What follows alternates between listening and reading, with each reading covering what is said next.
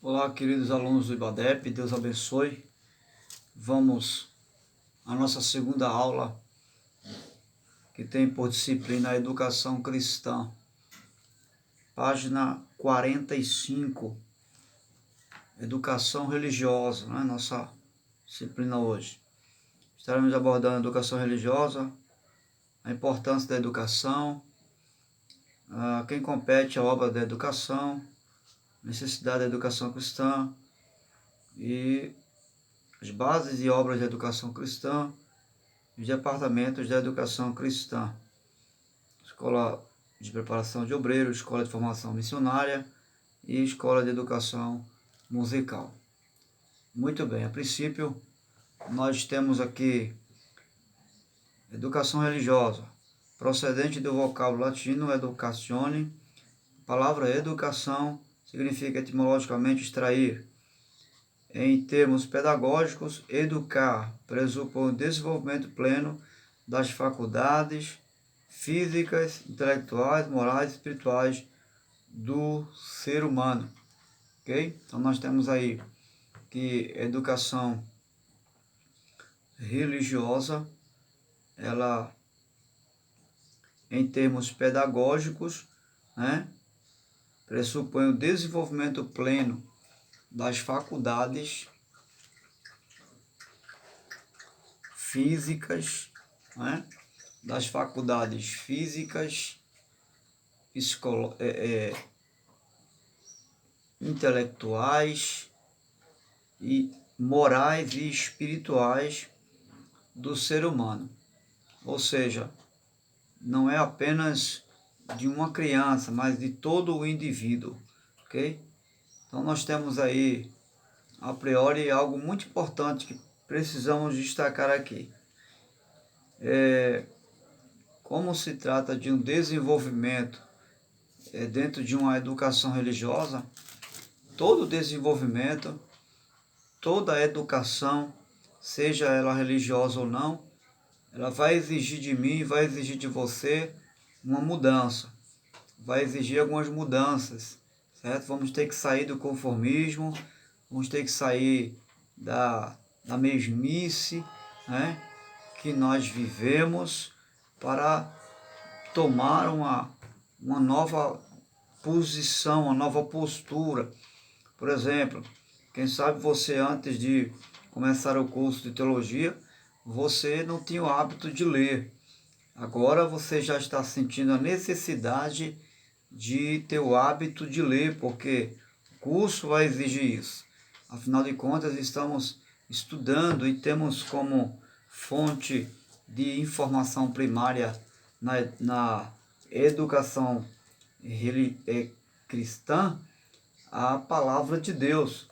E não só a palavra de Deus, mas outras ferramentas, por exemplo, o livro que nós recebemos todos os meses, né? Falando, tratando de cada disciplina. Então, isso vai exigir de mim um esforço maior, vai exigir de você um empenho e uma dedicação maior. Okay? Por isso que nós precisamos sair do conforto e começar a desenvolver a leitura, desenvolver a pesquisa, a fazer pesquisa, a extrair dicionários, né? Dicionário teológico. Então, a educação religiosa, ela vai exigir de mim e de você esse desenvolvimento. E esse desenvolvimento, é claro, vai nos tirar da mesmice e do comodismo, ok? A educação cristã, ela envolve conhecer, ok? Até porque conhecer é um princípio, né? Nós precisamos conhecer e adquirir o conhecimento da disciplina que se está estudando, não é? Então, isso é um princípio. Agora, conhecer, para quê? Conhecer para ser, né? Nós estamos conhecendo à luz da palavra de Deus a respeito da disciplina cristã e conhecer para ser. Só que para ser o quê? A imagem e semelhança de Jesus. Que esse é o nosso objetivo, é conhecer para ser a imagem e semelhança de Jesus. não basta apenas conhecer, você precisa conhecer com objetividade, ter uma objetividade no fato de estar conhecendo, conhecer para ser, e ser o quê? A imagem e semelhança de Jesus, né? E o terceiro princípio para se viver, né, esse desenvolvimento da educação cristã, né, que no caso aqui envolve a educação religiosa, a educação que nos aproxima de Deus, né? Então, vamos ter um terceiro elemento chamado fazer. Então, conhecer para ser e ser para fazer, né? Existem algumas pessoas que elas apenas têm o conhecimento bíblico, mas elas não de fato de verdade. Na prática, essa pessoa não é o que conhece, é apenas na teoria, né? Então, Jesus vai nos ensinar algo muito precioso em Mateus capítulo 5, quando ele vai tratar sobre as bem-aventuranças, né? Lembra das bem-aventuranças? Ele falou: bem-aventurados são os humildes de coração, porque os limpos de coração, porque eles verão a Deus. Mas veja, ele está dizendo, ele está usando o verbo ser, são, tá? colocando em evidência a prática do ser, ou seja, ele não diz bem-aventurados os que conhecem a humildade, não, os que conhecem o coração puro, não, ele está falando bem-aventurados os humildes, né? Aqueles que são humildes, está falando de um verbo ser presente. Então, conhecer para ser, e depois que você conhece e é a imagem e semelhança de Cristo, você passa a viver a pessoa verdadeira de Jesus em sua vida, então você passa também a fazer exatamente o que Jesus fazia, ok? Então, conhecimento bíblico é para mim e para você melhorar e não piorar, ok? Melhorar.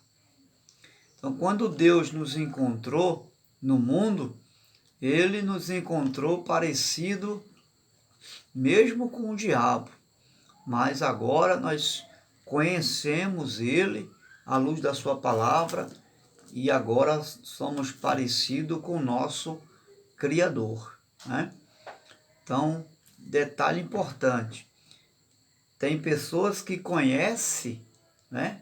Tem pessoas que conhecem e faz, mas o fato de conhecer e fazer não significa que a pessoa é a semelhança de Cristo. Ou seja, tem pessoas que conhecem e faz, mas ela não é aquilo que está fazendo. O que ela está fazendo não representa aquela pessoa de fato. Por quê? Porque aquela pessoa simplesmente ela conhece na teoria e faz por uma motivação totalmente errada e equivocada. Ela não faz ou ele não faz porque mas porque simplesmente conhece. Então, existe um princípio fundamental que precede o fazer, que é ser.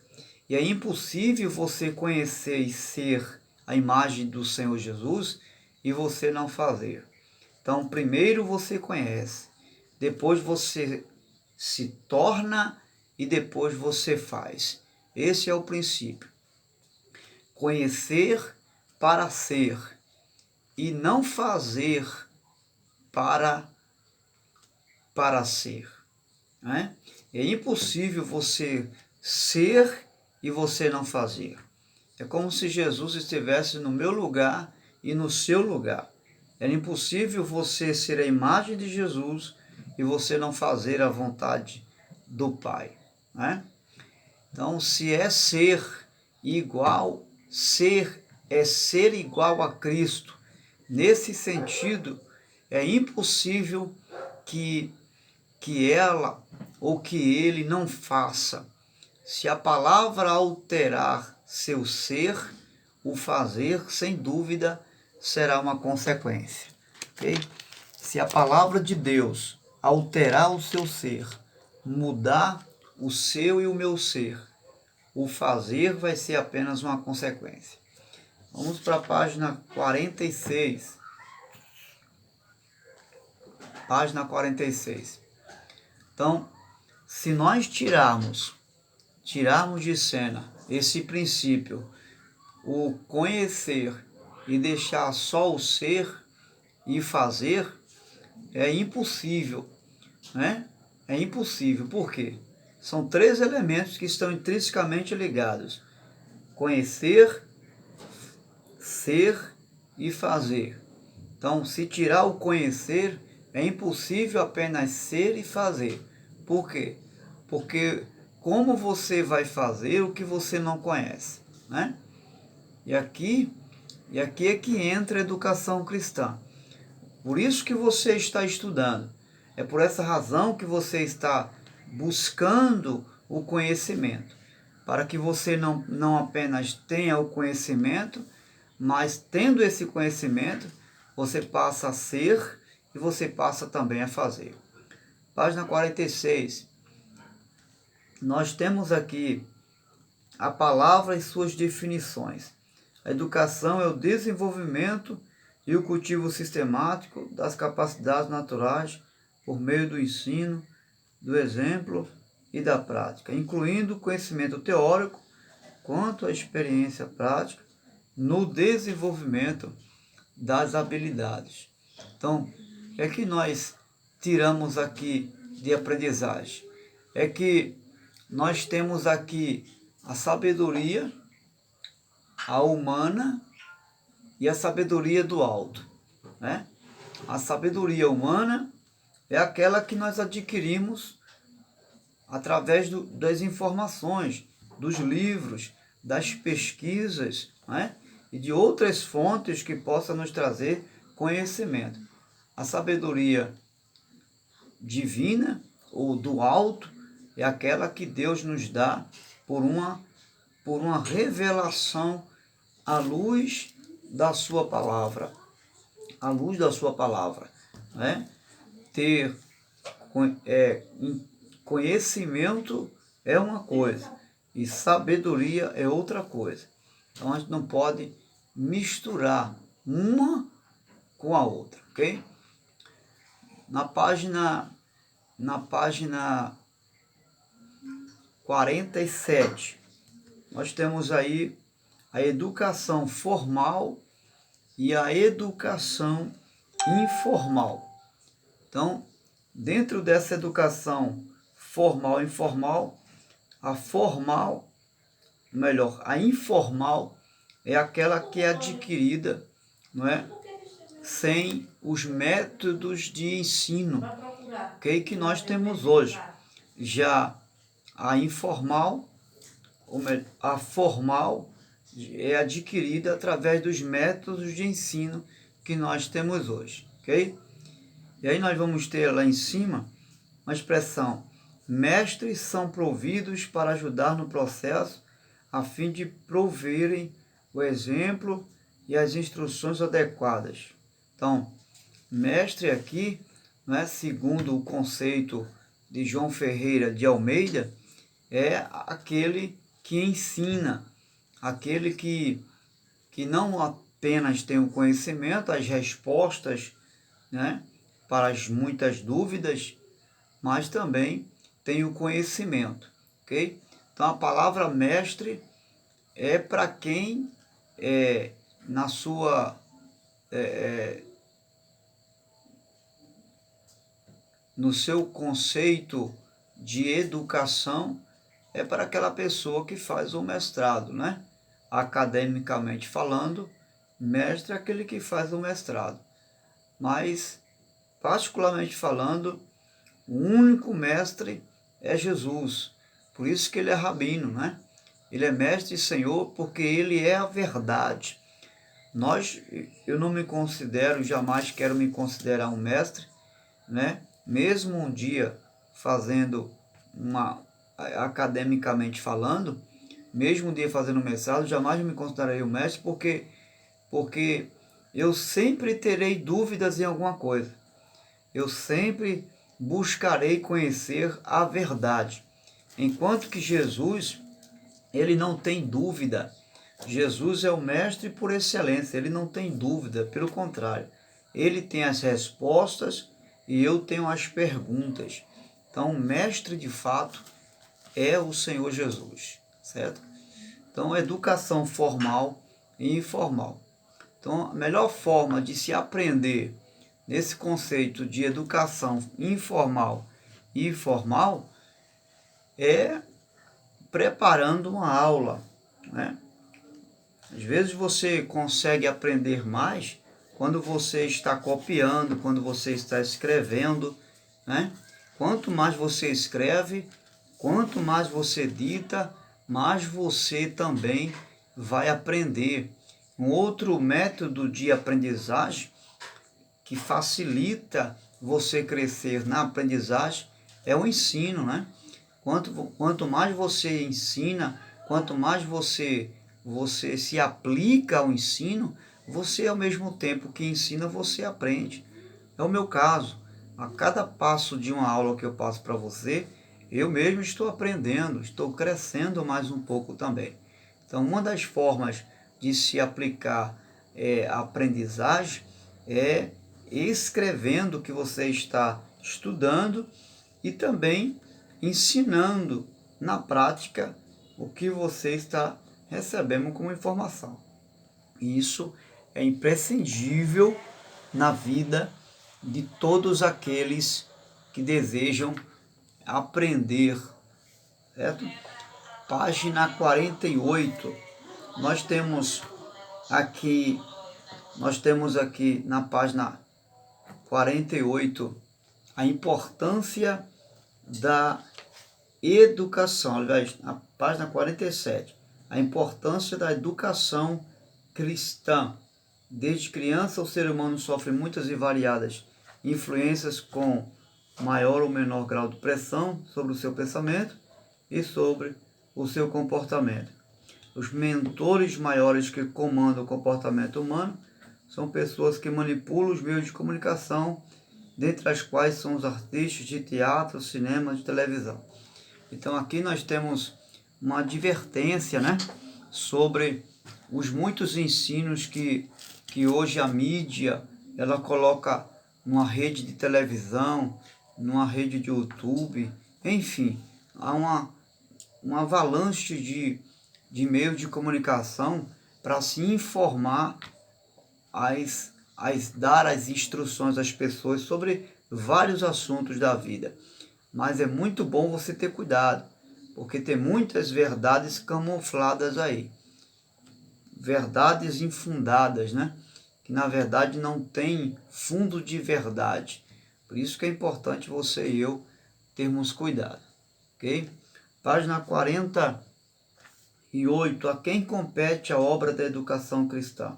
A obra da educação cristã é tarefa que envolve a igreja toda, do púlpito à mais modesta sociedade doméstica, do pastor ao crente recém-recebido à comunhão da igreja, né? Então nós temos aqui o púlpito da igreja. A obra da educação cristã é uma tarefa da igreja, sem dúvida nenhuma, mas também uma tarefa que cabe aos pais, né? E não esperar que seus filhos sejam apenas educados na igreja, mas também deve ser educado em casa, né? E isso também não só por uma informação, mas por meio do exemplo que os pais devem dar aos seus filhos. Então, os educadores que mais influenciam as pessoas são os que mais falam besteiras nas redes sociais. É um fato, né? É um fato. Acho que as pessoas elas se alimentam mais de bobagem, mais de conversa, né? De gente que fica enchendo linguiça, do que o verdadeiro ensino da palavra de Deus. Então você e eu devemos ter muito cuidado com isso. Hoje as fontes de pesquisa, como eu já falei, elas trazem informações, né, de muitas outras fontes E o pior não é nada, é que o interesse desse pessoal não é fazer você aprender, não é fazer você crescer. O 90% do interesse desse pessoal que dá informação através da mídia é justamente para ganhar dinheiro, para ganhar ibope, para ganhar fama. Eles não querem nem saber se você está aprendendo, se você vai melhorar no contexto moral, no contexto psicológico, se o que ele está passando vai instruir você para ser um cidadão de bem amanhã. Muito poucos estão preocupados com isso. Então, o objetivo dessa educação falsa é mesmo se locupletar, é ganhar lucro em cima daqueles que não buscam de fato conhecer aquilo que está sendo informado para ele, certo? Então, é muito importante você termos cuidado. Página 49, a formação, a necessidade da educação cristã. Lembrando que a função do púlpito é ensinar a palavra de Deus. Você que prega, você que é um educador cristão, que tem o hábito de ensinar, o púlpito não é lugar para estar gritando, nem estar influenciando ninguém com métodos de emoção para atrair o público até você. Não, senhor. O púlpito da igreja é um lugar para se pregar a palavra de Deus com seriedade. E se o que você vai pregar, você não tem que ter medo se o povo vai gostar, não vai gostar. O que você tem que centralizar é ensinar a palavra de Deus. Tem gente que só faz gritar, né? Ficar falando em mistério, línguas estranhas, ao invés de pregar e ensinar a palavra de Deus para o povo, porque é isso que o povo precisa aprender. Diga-se de passagem, e tem muitas poucas pessoas na igreja querem parar para ouvir um bom ensino da palavra de Deus, né? As pessoas hoje em dia vão mais por atratividade, né? É o culto da cura, é o culto da prosperidade, enfim. Então, as pessoas vão em busca dessas atratividades, de coisas que chame a sua atenção. Quando você diz vai ter um estudo bíblico, poucas pessoas se interessam para isso, porque é o estudo da palavra que nos abre a mente, que nos faz enxergar a verdade de Deus. Inclusive, Jesus fazia isso. Ele ensinava a palavra de Deus. Ele não ficava... Ele não era conhecido por ser alguém que curava. Ele não era conhecido por ser alguém que abençoava as pessoas. Ele era conhecido por alguém que ensinava. Tanto é que os próprios discípulos o chamavam de Rabi, o Rabone, que quer dizer mestre, né? Muito bem. Então, eu e você precisamos ter muito cuidado. A função do púlpito não é gritar, não é ficar dando cambalhota, não é cuspir no microfone. Não, senhor. A função do púlpito é pregar o evangelho. Então, pregue o evangelho, ensine a palavra de Deus com precisão, com coerência. Isso vai alimentar o povo. Então, hoje raramente alguém vai à igreja para aprender a palavra de Deus. Isso é algo muito raro. Você encontra com raridade pessoas que vão à igreja para estudar a palavra de Deus, né? E eu e você precisamos ensinar a igreja, ensinar o povo a ouvir de forma educadora a palavra de Deus, né? Você tem uma ideia?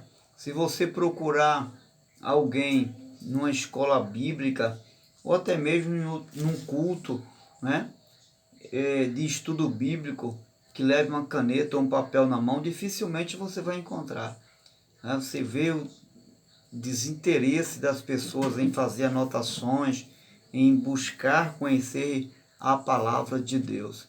Então, eu e você precisamos viver isso e passar isso para a igreja, levar a igreja a de fato aprender a palavra de Deus. Então, não fique preocupado, não fique se prendendo a gerar na igreja um tipo de um sensacionalismo para chamar a atenção da igreja ou para fazer aquela liderança chamar você de novo para pregar. Esse não é o caminho. Ensine a palavra de Deus. Se gostar, gostou. Se não gostou, paciência. Mas ensine a palavra de Deus de uma forma sistemática, coerente, objetiva, mas que a palavra ela seja ensinada. Nós temos ainda aí a página 50 e 51. Falhas na obra da educação cristã, né? Nós temos aí esferas da obra da educação cristã. Então, a escola bíblica ela é importantíssima para a igreja, tanto para líderes como para os membros da igreja. E exige, é claro, uma estrutura. Nós vivemos um dilema muito grande nos dias de hoje, porque poucas pessoas estão preparadas para ensinar. Poucas pessoas têm se preparado para ensinar e também poucas pessoas dentro da igreja têm recebido investimento para se preparar no contexto do ensino, né? Se tem uma área muito carente na igreja, chama-se a área da educação cristã. É muito, muito carente. São poucos os que se empenham, os que se dedicam na área da educação cristã. E Deus conta com você. Seja um que se empenha, que se dedica na área da educação cristã. Ok? Então temos aí a esfera da obra da educação cristã, página 51. Hoje estamos precisando evangelizar, né? Só que evangelizar, diga-se de passagem, os próprios cristãos, né? Diante de um desinteresse, da falta de postura como cristãos, né? Pela falta de responsabilidade com as coisas de Deus. Então tem muitos cristãos que estão deixando a desejar. E hoje, quem de fato está precisando novamente ser evangelizado são os cristãos da nossa época, né? Temos na página 52, base doutrinária para a obra de educação cristã. Então temos como base doutrinária, fonte por excelência de educação cristã, é a Escritura Sagrada. Lembre que sempre será as Escrituras nossa fonte de informação para a educação cristã. Então, nós precisamos de pessoas para ensinar a doutrina da palavra, né? São as bases da educação cristã. Se eu e você não tivermos um conhecimento, um entendimento sobre as verdades das doutrinas bíblicas que norteia toda a Escritura, eu e você estaremos perdidos e não teremos um norte, não saberemos o que ensinar ao povo. Nós temos aí também filosofia cristã. O cristão deve estar preparado para anunciar o pensamento claro e bíblico a respeito dos dias que nós estamos vivendo hoje e das muitas ideias que estão surgindo a respeito de Deus, a respeito da criação, a respeito do próprio Evangelho e do nosso Salvador Jesus Cristo. Temos que estar preparados filosoficamente, ou seja, temos que ter respostas para muitas indagações. Nos preparar na ação cristã. O ensino bíblico orienta a filosofia e as ações cristãs, líderes, ou seja, precisamos estar preparados e usar muitos métodos que nós temos para ensinar. Existem vários mecanismos, meios para se ensinar. Então, use todas as ferramentas que estiver à sua disposição para que você possa ensinar e ensinar bem, né? Nós temos ainda aí página 53, que vai dar continuidade a essa educação cristã, que diz: desde o século passado vem a educação cristã buscando especializar-se nas diversas áreas do magistério eclesiástico. Então, seja mais um para se aperfeiçoar no magistério eclesiástico, para que você possa ensinar, ser uma fonte de informação verdadeira para a sua igreja.